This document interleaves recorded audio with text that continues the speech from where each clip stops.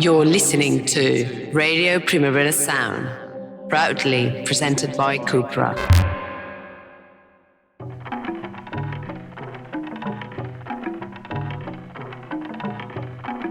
Welcome to Line Noise, and we have yet another classic interview this week. Back in 2019, the Sprung team, which is me, Ben Cardew, Johann, Wald, and Mark Dix. Johann Wald, sorry I said that very strangely, spoke to Steve Rutter and Mike Golding of the legendary electronic outfit B12, who are one of the very, very, very best IDM groups of all time. I call them IDM, techno, electro, what you like. They're one of the best. They're amazing. And we spoke to them ahead of their gig at the Mira festival in Barcelona, which again was very, very, very special. And I'm bringing it back to you today for no other reason than B12 are utterly brilliant. And honestly, I'd kind of forgotten I'd done the interview until I remembered I interviewed B12. We interviewed B12. I love B12. So there we go. I'm bringing it back. Again, it wasn't on Line Noise. It's the first time on Line Noise. I really hope you enjoy it. And Line Noise is supported by Cupra. And it's my pleasure to announce we're talking to Steve Rutter from B12. Steve, how are you doing? Steve! I'm doing all right. How are you doing? Yeah, not so bad. I'm very much looking forward to seeing you play this Friday. Good. I hope you come over and say hello. I will. If you've not got massive security around you like a sort of Kanye West, I'll give it a go. I've got a team of about 12 bouncers that follow me around everywhere because I'm mobbed everywhere I go. Steve, I wanted to ask, I've been a fan of your music since the early 90s. And for me, It always sounded, and I mean this in the very best way, really effortless. How did you manage to do that? How did I make it sound so effortless? Yeah, I mean, did you find it easy to come up with B12 music, or was it a total grind? Do you know what? It was absolutely easy. It was second nature, and that's why I think it sounds effortless. I think if music comes from your heart and soul, then it's effortless. If you're trying to create music to fulfill a recipe, then I think it's a grind. But I've never done that. I've always sort of made what's in me, really. And what came out sounded very Detroit. Was that what you were listening to at the time? Absolutely, yeah. So, I make no secret about it. Back then I was listening to Derek May and Carl Craig, and all the Transmat kind of stuff, and that was an absolute direct influence on where I wanted to go musically. But it was actually the label sort of Plus 8 Records really that kind of sort of was the impetus to sort of get things started, I think. And in fact, people often thought that the music that came out, that you were from Detroit. Was that deliberate? Do you know what? It was a bit of a marketing thing. Back then in the early 90s, most of the records that were coming out of the UK were sort of hardcore breakbeat type dance tracks that were just packaged in like a disco bag with a white label and a stamp. But we wanted to make something which was different and special. So we packaged our products in exactly the same way as the imports from the US used to come over to in the UK, with a paper sleeve, card outer and shrink wrapped product. And so I think we just wanted to create a bit of mystique around the label and the artist. So we weren't discounted as like another sort of UK sort of hardcore breakbeat artist. And how easy is it to keep that mystique? I mean, obviously you signed to Warp and became a really big act. Do you think you could have stayed doing that and people would have still thought that B12 was from Detroit all this time? I don't. No, I think once Warp contacted us after we'd had about 6 releases on B12 Records on our own label when Warp approached us to doing a deal with them, and I think that was part of their process, was to sort of expose all these UK artists as as being credible artists. So there was no way that mystique could have been kept going. There was just no way, and I think that was kind of their model, was to say we got these guys over here in the UK making this music and it should be listened to. So I think that was always on their plan, to expose all of those kind of myths. Talking of Warp, you appeared on the Artificial Intelligence compilation, which is an absolutely legendary compilation. Did it feel like an important record at the time, or was it just like, yeah, all right, we'll kind of have a couple of tunes on this? Do you know what? That was a bizarre thing at the time. With 100% conviction, hand on heart, I can tell you it just. Oh, hello, Stevie's gone. He'll be back. Oh, coitus interruptus. He was really getting into it. Shall we put on a song? Put on a song while we try and re-get Steve on the phone again. Re-get? Is that a word? I think it is. Let's play B12 Hall of Mirrors and see if we can find him again. My question was, when you were on the Artificial Intelligence compilation, the original one, a really, really important record. When this happened, did you realise how important it was? Absolutely not. When we gave the tracks to Warp Records, and we kind of just, they didn't have any history. They weren't really a dominant presence.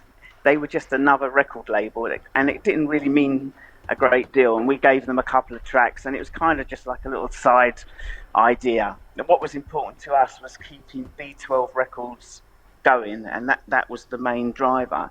And actually, what happened after Artificial Intelligence was that Warp offered us a 6-album recording deal, and it was worth quite a lot of money actually. And we didn't sign it. We just said, we're not interested.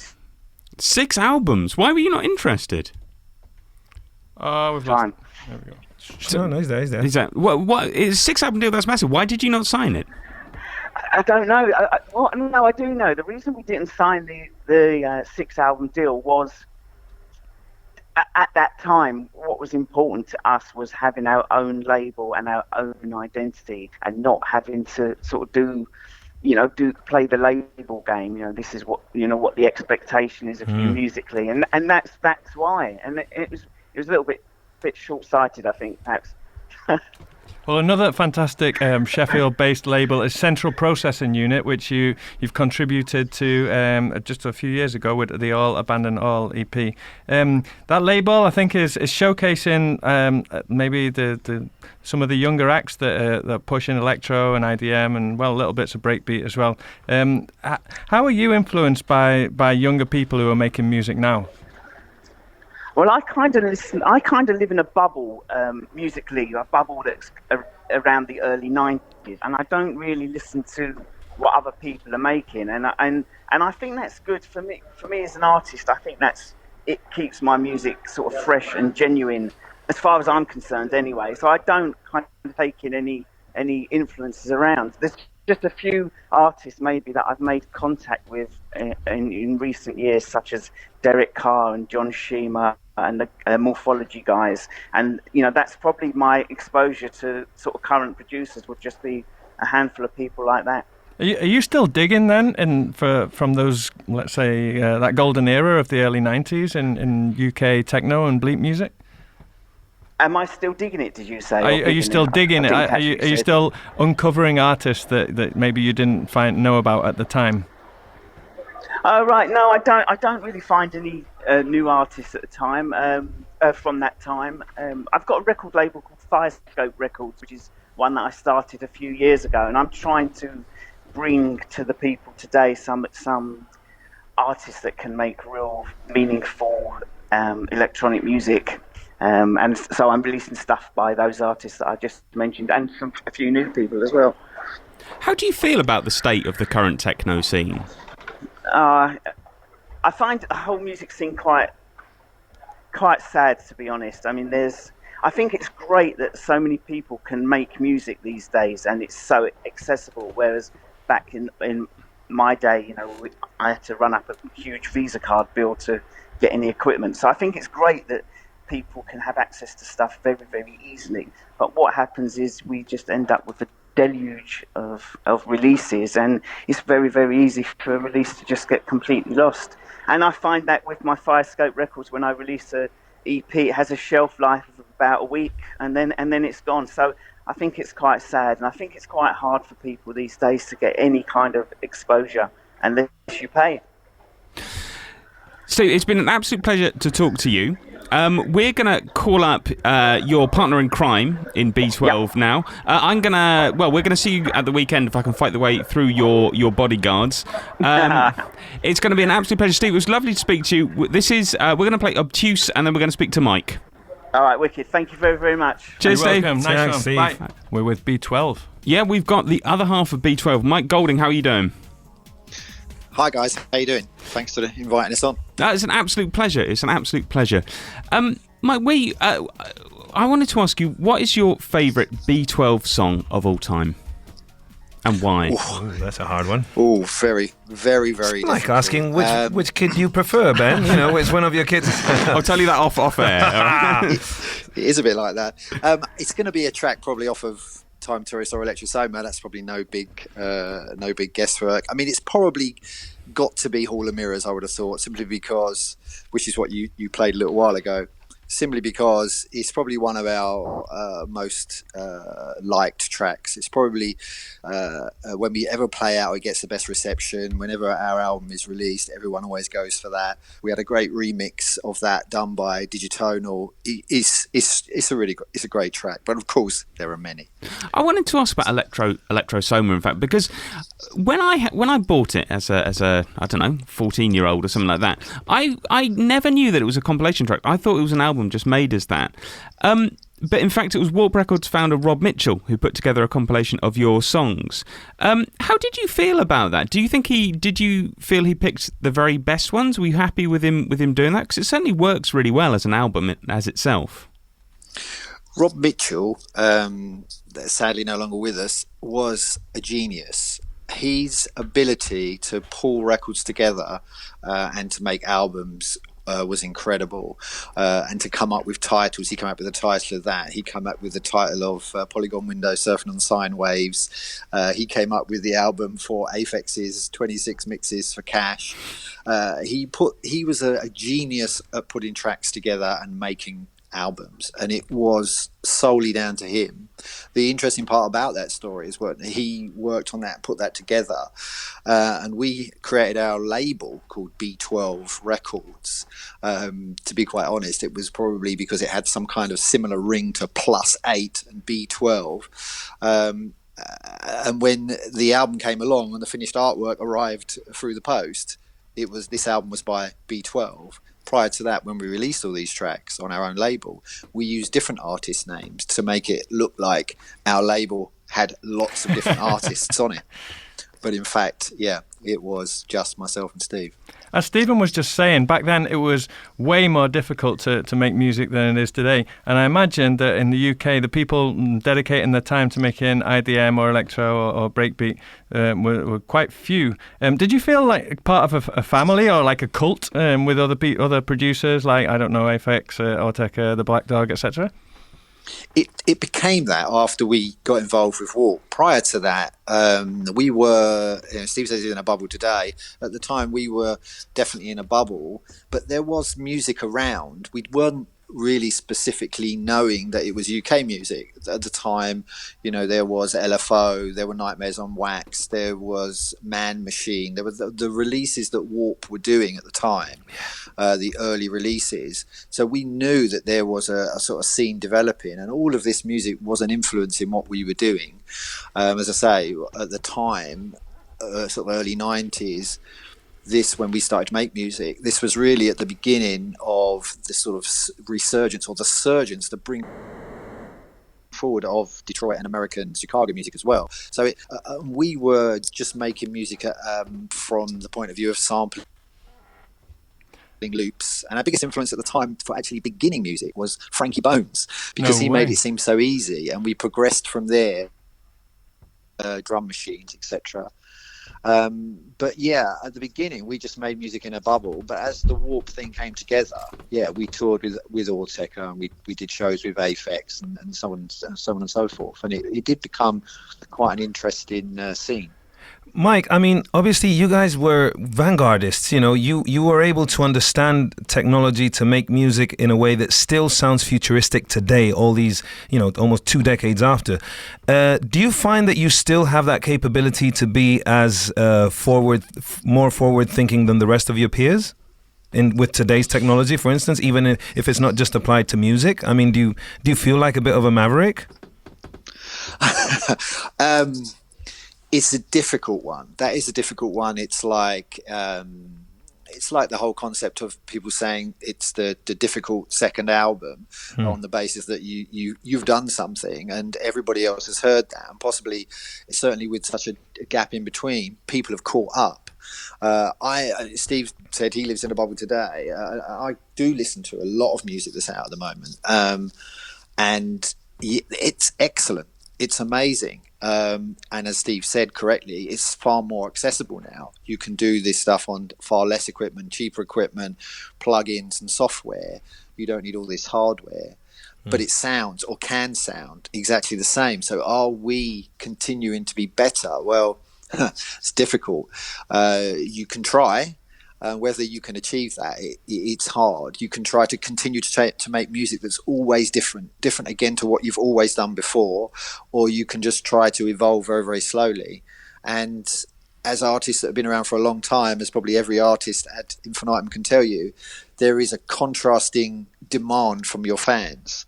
Some want you to be completely different while remaining the same, or enough of the same but not to be different. And that is a difficult thing to handle. And if you send music out to people, they have a preconceived conception. So you just have to get on with it at the end of the day and just make music. But there is a preconception that does exist with that. And any artist anywhere in the world, throughout time would have, had a similar pressure on them. We just try and ignore it and continue on. I think that's why Steve prefers to live in his bubble, and then you can't, have that concern. And in a way, that is one way of dealing with it. Also, just to satisfy my curiosity, isn't B12 the vitamin ravers used to use to fight off the Tuesday blues come down after going massive on a weekend? Is that why you chose it as a name? It is, but that's not necessarily the reason we chose it as a name. It really, we wish we had a great story behind our name, but actually it's probably not that exciting. We were searching for a long time for a name for our record label. We didn't have a collective artist name. We had several different artists' names, and we couldn't find one because there's that pressure always. You want it to be good. And then in the end, I think we struggled for a name, and we had a keyboard at the time that we loved, which is now quite a rarity, by Akai, called the AX80, and it had a preset in it that we always went to this preset because it sounded like a Larry Heard bass line from sort of late 80s, early 90s, and the preset was in location B12, and we kept going back to this. And I just one day, I think we were both in the studio, and I just said, well, what about B12? And it stuck, and I created the logo, and the rest is, if you like, history. So you're playing this Friday at Mira Festival. What's your live show like? What can we expect? Well, we've been touring our live show for the last couple of years, since the re-release of Time Tourist, re-release of Electrosoma and last year Time Tourist. And we've been trying to keep as true as possible to that original sound. And we've been, if you like, doing a live set of Electrosoma and adding in some additional sort of more clubby tracks. It's a bit difficult always to stay true to an album because obviously it's got ups and lows and highs. So we do add a little bit more up tempo, we add a little bit more speed to it, a little bit more beat to it. So, but we do always try to start slower and move up through the tempos. But it is difficult to do a complete album live unless it's a real listening environment. So this time there will be some dancing. We always try to get the crowd moving. Well, Mira Festival is famous for paying as much attention to the audio-visual artists who create the scenery for the performers on stage. Have you been working back-to-back with the VJs who are going to be animating the visuals for your performance, or are you bringing your own stuff? We haven't yet, but we've got some time with the guys at the weekend, so hopefully we're going to get some more stuff together. But those guys are so creative, it's unbelievable. You can see the videos online, you can see some of the photos of what they've done. It's just amazing, so I'm really looking forward to it. I'm massively looking forward to it. It's Mira Festival. It's this Friday, and you are playing at a very reasonable time of 9:30 in the evening, which I think works lovely. Very reasonable. Mike, it's been an absolute pleasure. We're going to play out with one of my, well, they're all favourites, but this is, I don't know, one of the more banging ones, sort of funky, breakbeaty. This is B12 with Telephone 529. Mike, thanks so much for taking the time. Thanks, guys. Cheers, mate. Thanks, mate. See ya. We'll see you at the weekend. Nice one. Come Well done. down. Ta-ra. Bye. Bye.